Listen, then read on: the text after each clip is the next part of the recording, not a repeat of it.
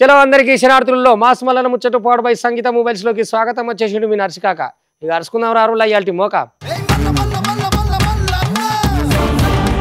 ఇక కాళేశ్వరం కమిషన్ వాళ్ళు అడిగిన ప్రశ్నలకు మొత్తం ఒక 1000 తీసుకుపోయి సమాధానాలు అని చెప్పిండు అనుకో రాదురి. అదేనులా మాజీ ముఖ్యమంత్రి కేసీఆర్ ఇక వాళ్ళు అడిగిన 50 ప్రశ్నలకు 18 నిమిషాలనే పటా పటా పటా పటా సమాధానాలు చెప్పేసరికి కిందున్న కార్యకర్తలు జై కేసీఆర్ అంటే జై కేసీఆర్ అనుకుంటా సందు లేకుండా నినాదాలు ఇచ్చిన అనుకో రాదురి. ఎందుకంటే మా సార్ సరిపోని సమాధానాలు చెప్పినాను ఆయన అన్నారు. ఇక మొత్తానికైతే ఈ కమిషన్ మరి కేంద్రానికి అప్పచెప్పే తీర్పు ఏంటిది, ఇక అదొక్కటే ఆలస్యం ఉన్నది అనుకో రాదురి. ఇక అదివరకే హరీష్ రావు ఈటల రాజేందర్ వీళ్ళందరూ కూడా పోయి సమాధానాలు చెప్పే కదా. ఇక కుంగిరమాట వాస్తవమే, ఏడేట నిర్మాణాలు చేయాలి, ఏడేట ఎవరు పర్మిషన్లు తీసుకోవాలి, ఎట్టట వంతెనలు కట్టాలి, ఎట్టట నిర్మాణాలు చేయాలి, అన్నీ బరాబర్ పురాగా హిసాబ్ తోటే చేసినవా, మీకు ఏ కిరికిరి అక్కర్లేదు అన్నట్టుగా ఓపికతోటి వాళ్ళు అడిగినంతసేపు అన్ని సమాధానాలు చెప్పినట్ట కేసీఆర్. మరి అటెన్క సీరీగా ఏం జరిగింది, నివేదిక ఏమి ఇస్తారు, ఏం సంగతి అనేది ఒక పారి అరుచుకుందాం రారి. ఇక కాళేశ్వరం ముచ్చట గురించి అయితే అందరికి ఎరికేనాయే. ఇక ఇవాళ మొత్తానికైతే మాజీ సీఎం కేసీఆర్ ను కాళేశ్వరం కమిషన్ ప్రశ్నలు బగ్గనే అడిగిందుర్రా. 50 నిమిషాల దాకా అయింది పోన్రి విచారణ. 18 ప్రశ్నలు వేసిండ్రాట. ఎట్లెట్లా అయ్యింది, ఎట్లెట్లా కట్టిండ్రు, ఎంతెంత ఖర్చు అయింది, ఏమేం చేసిండ్రు అనే ముచ్చట మీద పురాగా వివరణగా ఇగవో ఐలు పట్టుకొచ్చి మొత్తం గిన్లు ఉన్నదని చూపించిండట పోన్రి. ఇక కాళేశ్వరం ప్రాజెక్టు, రీఇంజనీరింగు, బ్యారేజ్ల గట్టుడు, ఒప్పందాలు, కాళేశ్వరం కార్పొరేషన్ ఏర్పాటు, ఇక నీటి నిల్వల మీద మొత్తానికైతే విచారించుకొచ్చిండ్రట. కాళేశ్వరం ప్రాజెక్టును కట్టుడుకు అన్ని అనుమతులు తీసుకున్నాం మేము. ప్రాజెక్టుల అన్ని ముచ్చట్ల మీద బయలును కూడా కమిషన్కు అందించిన అని చెప్పుకొచ్చిండు. అని చెప్పి కాళేశ్వరంకు ఏమేం ముచ్చట్లయితే అవసరం ఉన్నాయో గా ముచ్చట్ల మీద ఒక ఐలు పట్టుకొని వచ్చి గదేనుల్లా పుస్తకం పట్టుకొని వచ్చి అందించిండుర్రా. ఇక కొత్త రాష్ట్రంలో నిధులను దృష్టిలో ఉంచుకొని కార్పొరేషన్ ఏర్పాటు చేసినామని కేసీఆర్ సమాధానం ఇచ్చిండట. ఇక కాళేశ్వరము జల్దిన పూర్తి చేసుడు కోసమే కార్పొరేషన్ ఏర్పాట్లు చేసినట్లు చెప్పుకొచ్చిండు. ఇక విచారణ మొత్తం అయిపోయినాకట కేసీఆర్ అభిమానులు కార్యకర్తలు నినాదాలు చేసుకుంటా ఓ బగ్గ సందడి మీద బీఆర్కే భవన్ కాంచెల్లి వెనకకు తిరిగి వెళ్ళిపోయినరు అనుకో రాదుర్రి మొత్తానికైతే. ఇంకా ఇప్పటికే ఈ కాళేశ్వరం ముచ్చట మీద మాజీ మంత్రులు ఈటల రాజేందర్ హరీష్ రావును సుత విచారించింది. మేడిగడ్డ బ్యారేజీ గుంగుడు, అన్నారము సుందిల్లు బ్యారేజీకు సీపేజీ ముచ్చట మీద పోయిన ఏడాది మార్చిలో సుప్రీంకోర్టు మాజీ న్యాయమూర్తి జస్టిసు పీసీ ఘోష్ తోటి సర్కారు న్యాయ విచారణ కమిషన్ వేసిందుల్లా. మొత్తానికైతే గిట్లున్నది కాళేశ్వరం కథ అంతా. ఇక ఈ కథ బాగున్నది కదనే. ఒక 1000 పట్టుకొని పోయేవో కేసీఆర్ అన్ని బరాబరే ఉన్నాయి పురాగానే ఆయన అనబట్టే. లేలే కాళేశ్వరానికి సంబంధించిన ఒక 1000 మొత్తం నాతానే ఉన్నది. అసలు కేసీఆర్ కుటుంబమే తెలంగాణకు పెద్ద శత్రువు అని ఈ ముఖ్యమంత్రి అనబట్టే. ఆయన మొదటి ముఖ్యమంత్రి, రెండో ముఖ్యమంత్రి, ఇద్దరు దగ్గర చెరొక్క అదే 1000 పుస్తకం ఉల్లా. ఇక కాళేశ్వరం ప్రాజెక్టుకు సంబంధించిన పుస్తకం నా దగ్గర ఉంటుందని ఆయన సమాధానాలు చెప్పినా. బరాబర్ హిసాబ్ ఏమేమి ఉన్నది, ఏం సంగతి అనే పుస్తకం నా కాడు ఉన్నదని ఈ ముఖ్యమంత్రి అనబట్టేనా. ఇక మరి మొత్తానికి ఆ కేంద్రం వాళ్ళు తేల్చేదా ఒక కథ ఉన్నది. కానీ మొత్తానికైతే తెలంగాణ కేసీఆర్ కుటుంబమే ఆగం చేస్తున్నది, వాళ్ళే శత్రువులు ఉన్నారు. ఇక మళ్ళీ మీదికి వెళ్ళి ఆటాన తెచ్చేది లేదు, ఏకాన తెచ్చేది లేదు, ఇంతింత పొడుగు చేసినామని చెప్తాడు కిషన్ రెడ్డి. అసలే ఆయన పెద్ద శత్రువు తెలంగాణకు. ఏదివా కేంద్రం నుంచి నువ్వు అట్టుకొచ్చిన ప్రాజెక్టులు ఏమున్నాయి, పైసలు ఏమున్నాయి, నీ కథ ఏమున్నది అని చెప్పి ఇక కిషన్ రెడ్డి మీదకి కూడా కొన్ని సురుకులు పెట్టిండు అనుకో రాదురి. ఢిల్లీలో పోయి మేము మంత్రివర్గ ఇట్లాంటి ముచ్చట్లు కాదా, మేము పోయిన ముచ్చట వేరే, మీ కథ వేరే, మీరు మాట్లాడొద్దని చెప్పి కూడా అనుకొచ్చుడు. ఆగో తెలంగాణ సీఎం రేవంత్ రెడ్డి సారు ఢిల్లీ వాయే గదనుల్లా.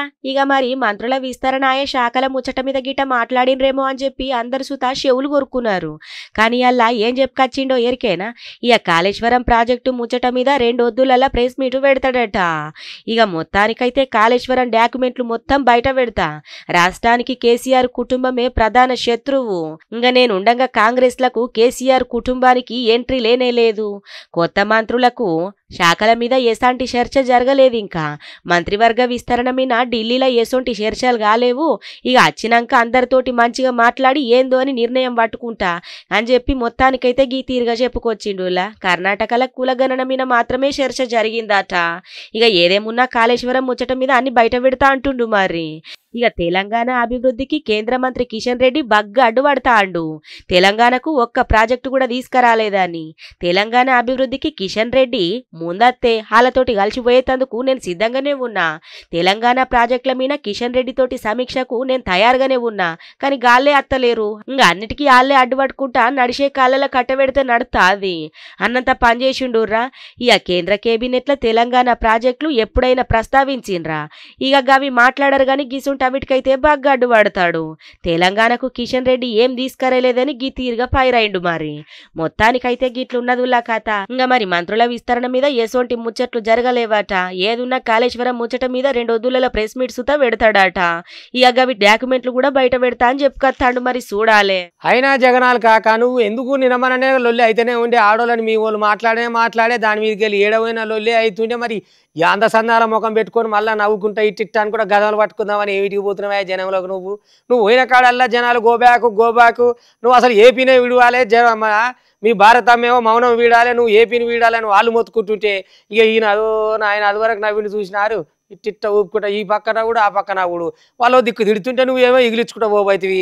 ఏమిటికి కాక నువ్వు ఊకనే నీ సకదనం బాగుంటే 5 ఏళ్ళకి అవతలకి ఎందుకు వెళ్ళగొడతారు చెప్పు? మళ్ళీ మీదికెళ్ళి మీ విలేకరులకు ధమాకుండదు.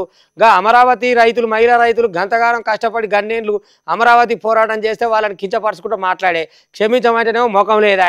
మళ్ళీ మీదికెళ్ళి నువ్వేమో ఇగిలించుకుంటూ పోబోతుంది. ఏందో ఏం కథ ఏపీ జనాలంతా ఎక్కిరిస్తుంటే కూడా నువ్వు మట్టుకు అదే నవ్వుతున్నావు. ఎంత మంచిగా వాడవయ్యా సందమామ అని పాట నీ మీద వాడబుద్ధి అవుతుంది నాకైతే నీ చక్కదనం పాడుగాను.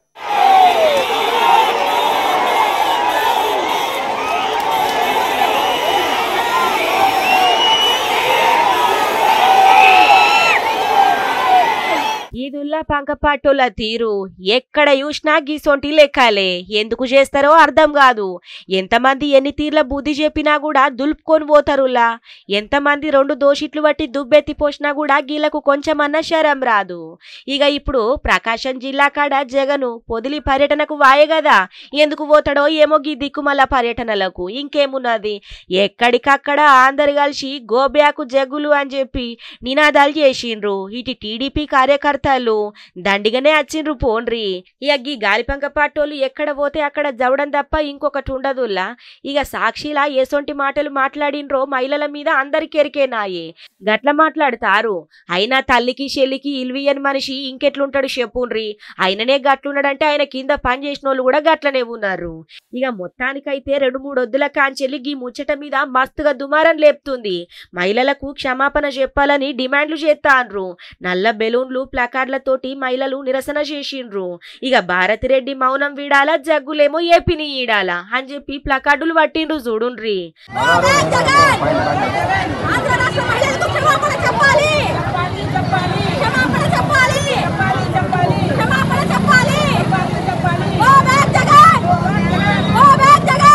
అగో చూసిన రానులా ఇలా సర్కారు ఉన్నప్పుడు సుతా గింతే ఆగమాయే కదా. సర్కారు లేకపోయినా కూడా ఎగుర్ల పడుకుంటా ఇష్టం వచ్చినట్టు నోరు జారితే పబ్లిక్ ఉత్తగూకుంటారు. షేమ్ జగన్ అని చెప్పి ప్లకార్డులు చూపించిర్రు మహిళలందరూ కలిసి. నిరసన తెలుపుతున్నోళ్ళ మీద పంకపాటి మూకలు రాళ్ళదాడి చేసిండ్రులా.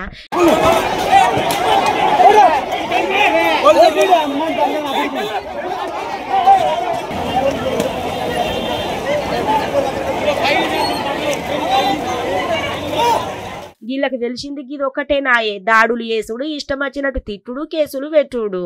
ఇక ఇప్పుడు అధికారం పోయిన సుత ఆగమంతమైతే ఆగుతలేదు.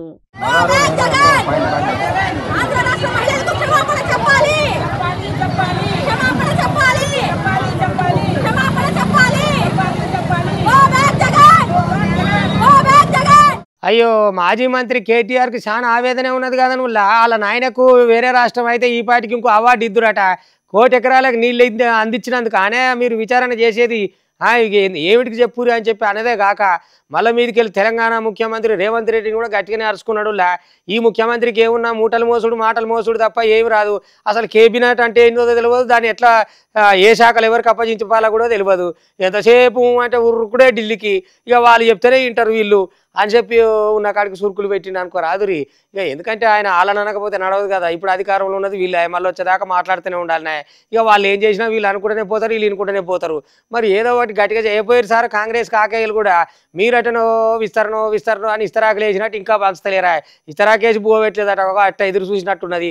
ఈ పాటికే జిల్లాల నాయకుల మీదనేమో అభిమానులంతా నీళ్ళ ట్యాంకులు ఎక్కుతుండే, మీరేమో విస్తరణ ఇంకా జరపబోతిరి. ఇక సందుల చదువురా ముందని కేటీఆర్ ఏమో మిమ్మల్ని దంచబట్టే.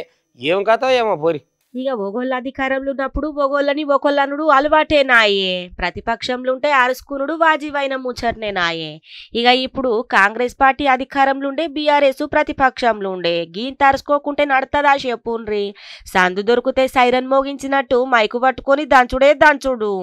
ఇక రేవంత్ రెడ్డిది అసమర్థ పాలన మొత్తం పాడైంది, పేలైపోయింది అని చెప్పి బగ్గపైరైండు మాజీ మంత్రి కేటీఆర్.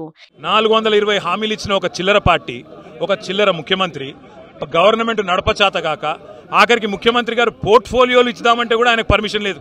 పిలిచి అది కూడా ఇరిగేషన్ గురించి మాట్లాడడము అంటే ఇది హనుమంతుడి ముందు కుప్పిగంతులు లాంటివి. ఇక రేవంత్ రెడ్డికి కేబినెట్ అంటే ఏంటిదో కూడా తెలియదు, కేబినెట్ ఎట్లా పనిచేస్తుందో కూడా తెలియదు. మూటలు మోసుడు ఒకటే రేవంత్ రెడ్డికి తెలుసు అని చెప్పి గరం మాటలే మాట్లాడిండు గరం అవుకుంటా. రేవంత్ రెడ్డి అనే ఒక చిల్లర నాయకుడు, ఒక చిల్లర వ్యక్తికి క్యాబినెట్ అంటే అర్థం కాదు, క్యాబినెట్ ఎట్లా పనిచేస్తుందో అర్థం కాదు. ఎందుకంటే ఆయన ఆలోచనలు వేరు, ఆయన ఎజెండా వేరు. ఆయనకు రాష్ట్ర ప్రయోజనాల కంటే, రైతుల ప్రయోజనాల కంటే రాజకీయ ప్రయోజనాలు, రాక్షస ఆనందము, పైశాచిక ఆనందం ఆయనకు ముఖ్యం. ఆయన చిల్లర పని చేసి బ్యాగులు మోసి జైల్లో పడ్డాడు కాబట్టి మా వాళ్ళని కూడా కొంతమందిని జైల్లో పెట్టాలనేది ఆయన వికృతమైన ఆలోచన తప్ప ఇంకోటి కానే కాదు. కేబినెట్ విస్తరణ చేయలేని కాంగ్రెస్ దద్దమ్మ సర్కారని ఇక మంత్రులకు శాఖలు కేటాయించేందుకు సుత రేవంత్ ఢిల్లీకి పోయిండని చెప్పుకరావట్టే.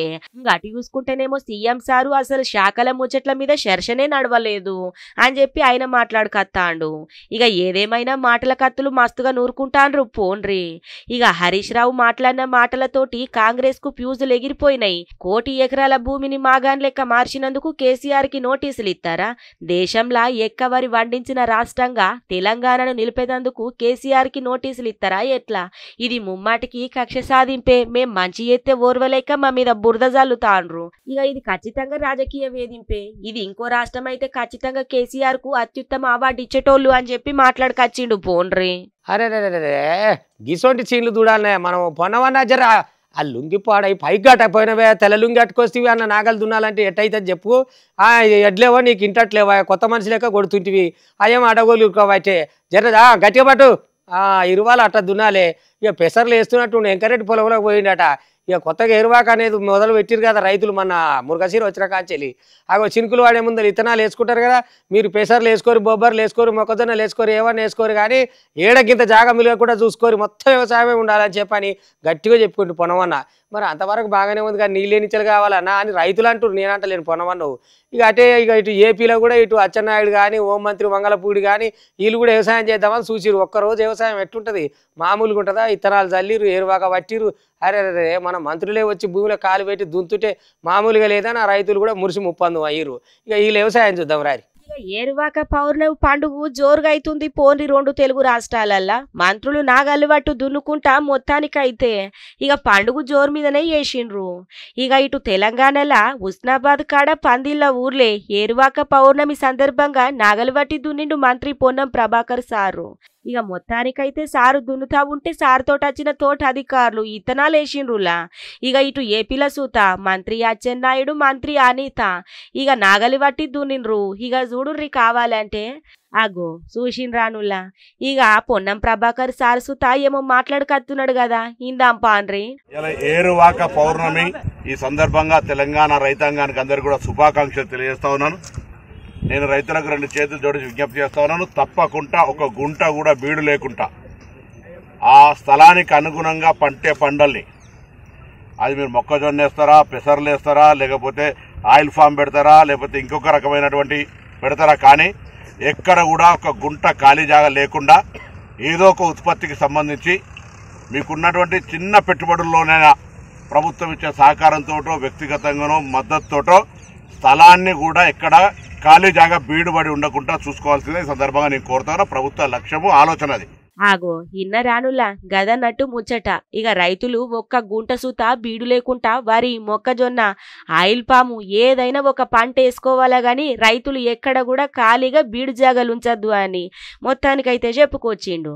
రైతులకు సర్కారు ఉత్త కరెంటు సాగునీళ్లు పెట్టుబడి సాయం మద్దతు ధర మొత్తం అందిస్తున్నాం. రైతులకు ఎసొంటి ఇబ్బందులు లేకుండా రైతుల క్షేమం కోసం కట్టుబడి ఉంటది మా సర్కారు. ఏరువాక పౌర్ణమి సందర్భంగా తెలంగాణ రైతాంగానికి శుభాకాంక్షలు సుత తెలిపిండు మొత్తానికైతే. ఇక ఇటు ఏపీ మంత్రులు సుత మాట్లాడిండ్రు కదా, ఇందాం పాన్రి. రాష్ట్రంలో ఉన్న రైతులందరికీ కూడా ఏరువాక పౌర్ణమి శుభాకాంక్షలు తెలియజేసుకుంటూ, ప్రతి ఏరువాక కూడా జ్యేష్ఠ మాసంలో వచ్చే పౌర్ణమి రోజు ప్రతి వ్యవసాయదారుడు కూడా ఆ భూమికి పూజ చేసి ఎద్దులకి పూజ చేసి ఈ రోజు నుంచే వ్యవసాయ పనులు స్టార్ట్ చేయటం అనేది సాంప్రదాయంగా వస్తున్న ఆచారం.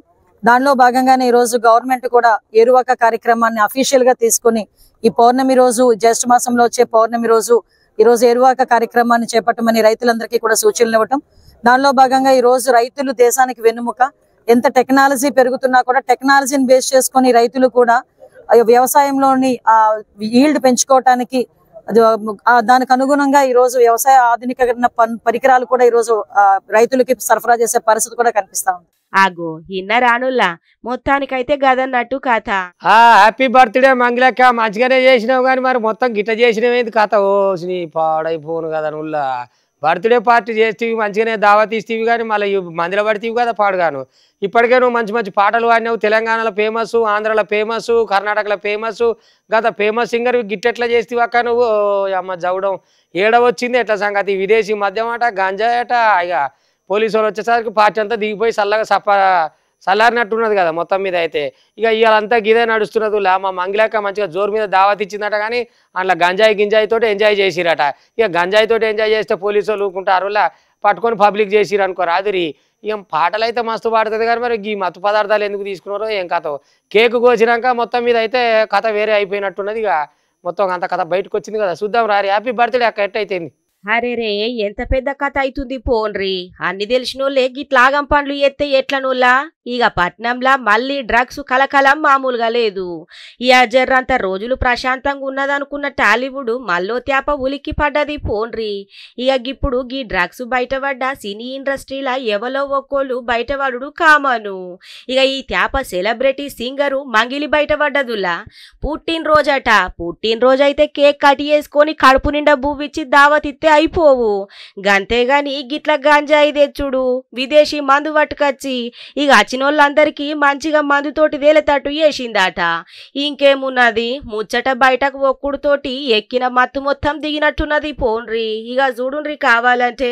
ఆగో చూసిన రానుల్లా ఏందక్కో గిట్లా చేస్తీవి అని ఇన్న పబ్లిక్ చూసినోళ్ళందరన పట్టిండ్రు.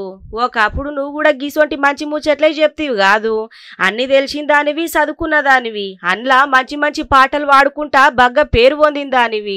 ఒక కాడన 2 తెలుగు రాష్ట్రాలు, కర్ణాటక, ఆడ ఈడ ఏడ తేడా లేకుండా భక్తి పాటలతోటి బగ్గనే ఫేమస్ అయినావు. ఇక మంచి మంచి పాటలు పాడుకుంటా మంచి పేరు తెచ్చుకొని గిప్పుడేందాకో గిట్లా చేసినావు. పుట్టినరోజైతే గింతాగం చెయ్యాలనా అని పబ్లిక్ అనుకత్తున్న మాట పోన్రి. ఏదేమైనా పోన్రి, మొత్తానికైతే సింగరు మంగిలి మల్లో త్యాప పాటతోటి కాదు గిసొంటి ముచ్చటతోటి మారుమోగుతుంది. ఇక గివన్నట్టు మాస్ మల్లన ముచ్చట పాడుపై సంగీత మొబైల్స్ చూస్తూనే ఉంటుంది. మళ్ళీ రేపు ఇది వరదాకా మీ TV5 ఇగుంటా.